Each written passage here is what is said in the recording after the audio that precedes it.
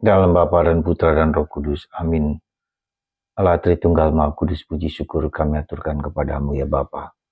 Kami boleh menyembah Engkau dengan puji-pujian dan syukur dan doa syafaat.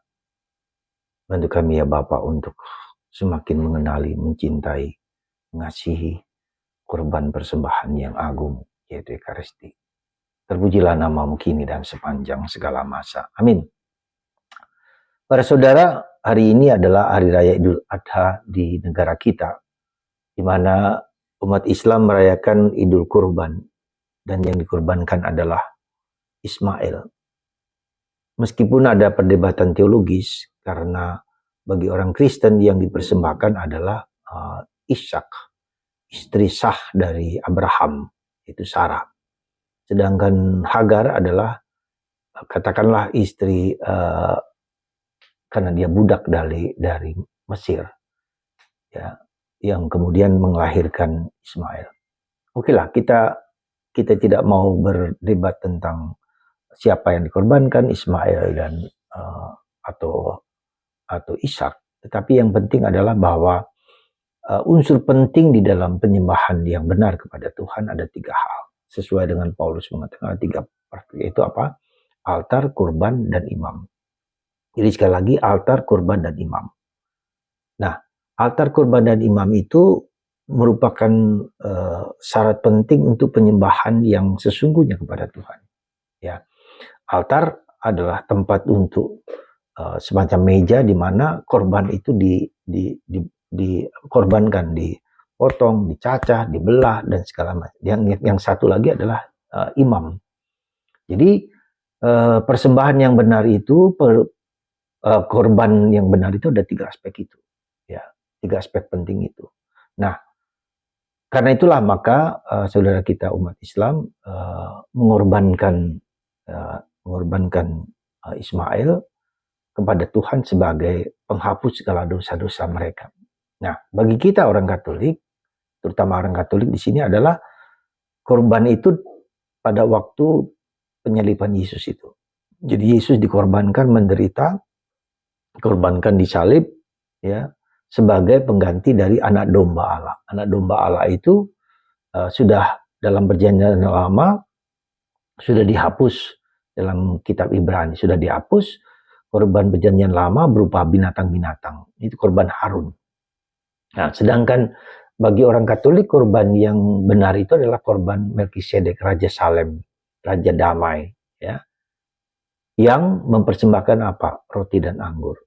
Jadi korban persembahan itu, anak domba Allah itu bukan lagi Ishak, tetapi Yesus yang mempersembahkan roti dan anggur.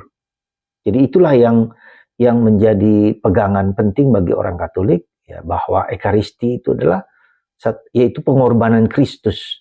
Dan Kristus itu siapa? Anak Allah yang dipersembahkan kepada Bapa. Dialah yang membawa mendamaikan dunia dengan surga. Dialah yang yang dikorbankan, yang berkenan kepada Bapa. Dialah yang membawa segala sesuatu karena dia adalah anak Allah. Jadi inilah pentingnya di situ bagi orang Katolik adalah Ekaristi itu adalah korban persembahan, ya, penghapus segala dosa-dosa kita. Maka bagi kita orang Katolik, Ekaristi itu adalah puncak dan sumber dari persembahan, dari korban, dari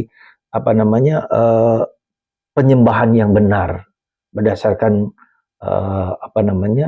persembahan dari Melkisedek yang mempersembahkan roti dan anggur, dan itu Yesus Kristus sendiri. Karena itu Yesus mengatakan, ini tubuhku, ini darahku. Bukan ini rotiku, ini anggurku, tapi ini tubuhku dan darahku. Karena itulah bagi kita orang Katolik, Ekaristi merupakan sumber dan puncak. Puncak karena itu berasal dari persembahan hidup kita kepada Tuhan, ya. Itulah berupa roti dan anggur yang merupakan tanda pergulatan hidup manusia dipersembahkan, dan itulah Yesus dipersembahkan, diterima oleh Bapa, ya, di puncaknya, lalu dipersembahkan lagi sumber kekuatan bagi kita dalam tubuh dan darah Kristus diberikan kepada kita untuk dihayati dalam hidup kita sehari-hari. Jadi begitu mengagumkan Ekaristi itu, dan tentu saja karena dia adalah korban Kristus, korban kepada Allah, maka kita yang harus menyesuaikan diri kepada dalam korban. Kita mencoba untuk memiliki pengertian yang benar tentang keselamatan. Itulah keselamatan yang benar.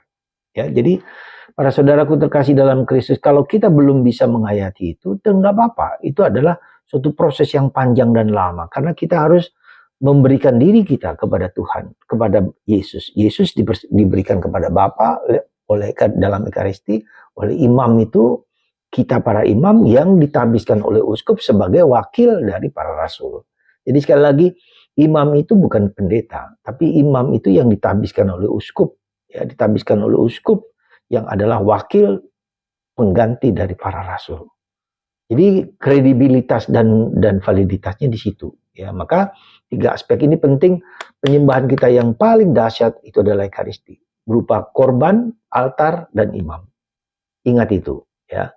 Semoga kita semua, dan itu sesuai dengan kitab suci dan sesuai dengan semangat dan spiritualitas dari penyembahan dan korban yang dilakukan oleh bangsa Israel yang diperbaharui di dalam gereja Katolik. Maka saudaraku, mari kita menghayati Ekaristi dengan sepenuh hati dan memohon rahmat supaya kita bisa memasuki dan menyelami kurban Kristus itu. Berkat Tuhan atas Anda semua, dalam nama Bapa dan Putra dan Roh Kudus. Amin.